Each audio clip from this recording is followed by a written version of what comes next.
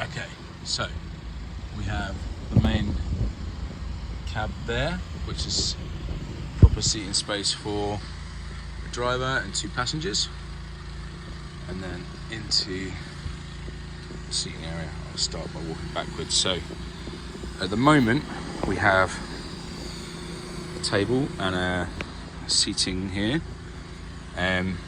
This one here, you remove the table and the pole, and that then pulls out level with here and makes you a 4 foot by 6 foot bed, 6.5 foot, which is the size of a small double. Underneath these is also storage. So underneath this one at the moment is the awning, store for the awning. So you just take the cushions off and reconfigure that. Coming back, we then have this single seat that does lift up to create a little bit more room in around there. And then I'll turn around. So then we have, so that's that seat. And that's where the door is, what slides on. We have this seat. We have the sink and the stove, gas stove, with the kind of like some bits under there, like the electric and water. It's got a little thing where you can put a TV on here, but apparently the TV that we've got will rattle. Kate's not keen on this anyway, even though it swivels. Nice. Let's swivel that out. Can I face that? Anyway, so then walking back here, you've got this panel, which is creating a little kind of like space there for the little toilet, and then you've got that panel there on the back wall. So behind this, if I open that, just under here is where the gas kind of stuff and a little bit of space. So that's as it is now, and I'll sort of talk about what I think we're going to be doing in the next few weeks. So the goal is to have a fixed bed. In order to achieve that, this wall here will go to the back, and it will actually only be halfway up, so it will create another like garage storage, what they call them, probably the same depth as what we currently have, in order to store like deck chairs and things like that. The bed then will go all the way to the back, so this will become carpeted like this one. The bed will go all the way to the back, and we'll fill in that gap there with another panel. So the view from the bed will just be back wall like that, all the way across.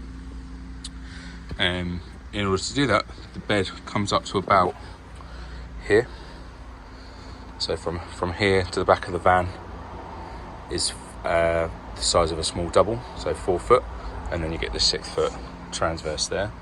It'll be about the height of the work surface, so if we sleep with our heads at that end, our feet will probably come up to about here on the window, so dangling our toes there.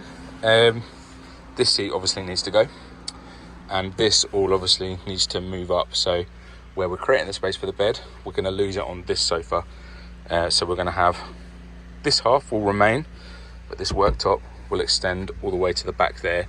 It's likely that the fridge will be behind the driver bit there, and that will come up to about here.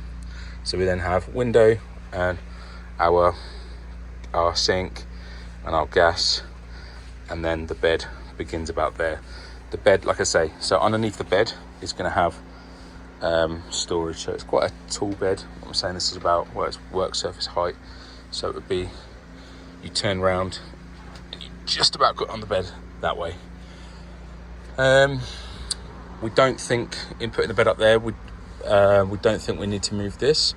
Like you'd still be able to just about sit up from there without it bashing your head on the ceiling, and you've got to be careful about this bit.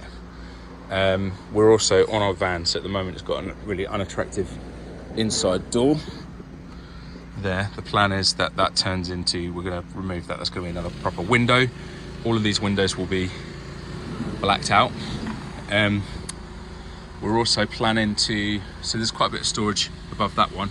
All of these, by the way, are storage, got bits in, and they go all the way through. So even though there's 3 doors to them, they are in effect linked. This one here, similar. So I guess it's where you put your clothes and all that kind of stuff. In terms of sleeping, so as I said, there'll be the fixed bed at the back here. There'll then be, we'll still have this bed that comes out. It's like a 4 foot by 4 foot square. In an emergency, you could sleep there. We're also planning to, as in a third sleeper, we're also planning to get an inflatable thing that sits in the front here that allows you to use the length of that and inflates across. No plans at this stage to change the table, but I'm sure once we've kind of decorated it, so it's going to be a new worked surface, we'll make sure that the units look good there. That you'll be able to access, by the way, these under the bed units, you'll be able to access from that way and from the back in, but that's the only way that you'd be able to crawl out of the back of the van, is by crawling under the bed to go all the way through. So the main entrance and exit would come here, which is also where the tent awning goes. Now, apparently the tent awning is as long as to where my red car is there, so it's, we've not been able to have it up yet, but we'll get that up soon.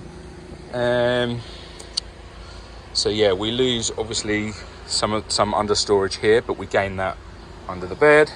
We lose a seat. Oh yeah, that's key. So this one here actually is a lap belt seat.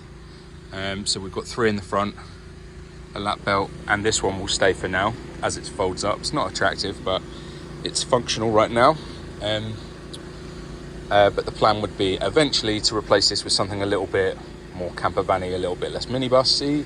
As I said, that one's going, so the 4 of us can still travel.